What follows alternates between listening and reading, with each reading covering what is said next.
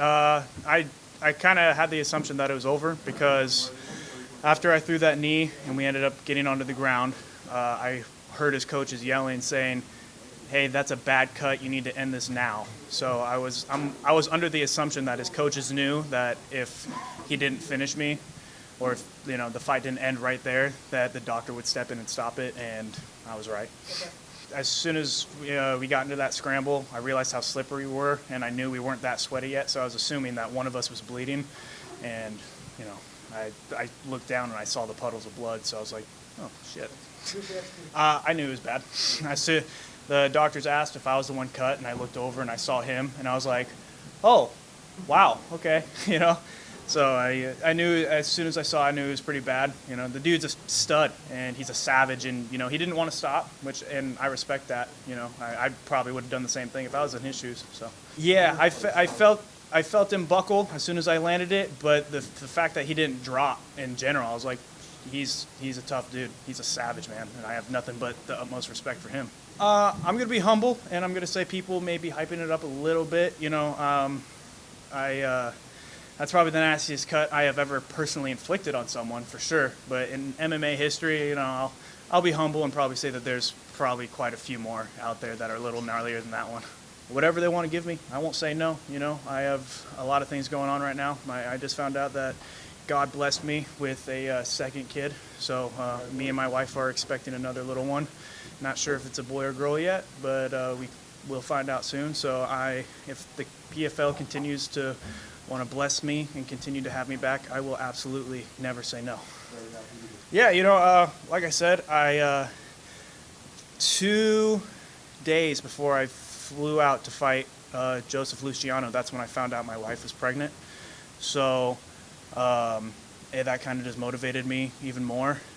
And, the more things progress in my personal life, the more I want to make my professional fighting life even accelerate even farther. So it feels great, again, these guys in the tournament, they fight the same schedule.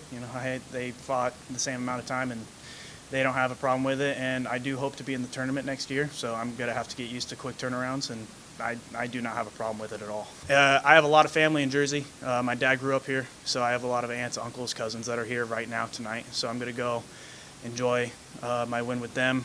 Unfortunately, my wife couldn't be here, so I'm going to go have a long conversation with her, tell her how much I love her, and give love to my 3-year-old son, and make sure my unborn child knows that I love them too.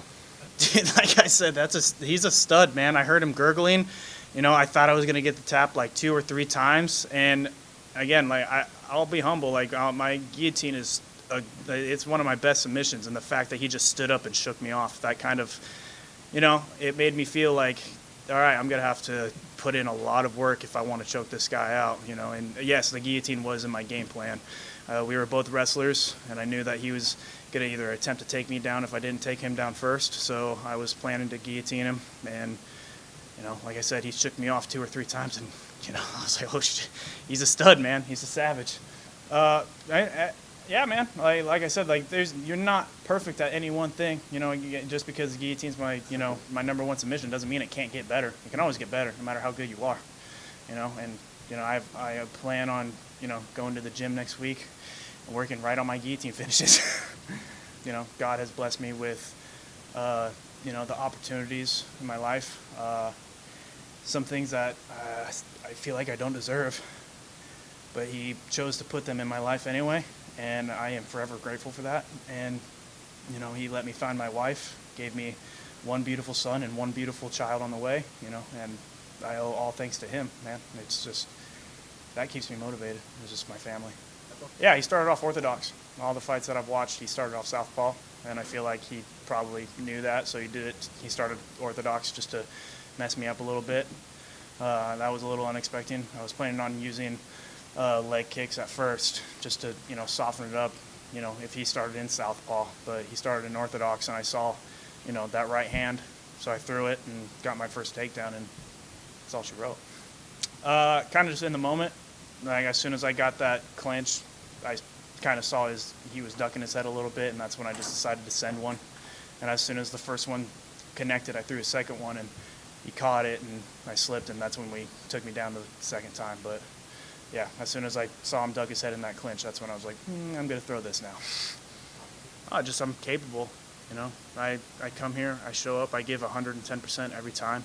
You know, there's absolutely no way I will step into that cage not ready to give it all, give my life. Just, you know, whatever the outcome happens, I will walk out of that cage with my head high, knowing that I put 110% into everything. You know, like we all know, you can't win them all. You might lose some, but no matter what, whether I get my hand raised or not, I'll always be able to walk out knowing that I did everything I could to get my hand raised.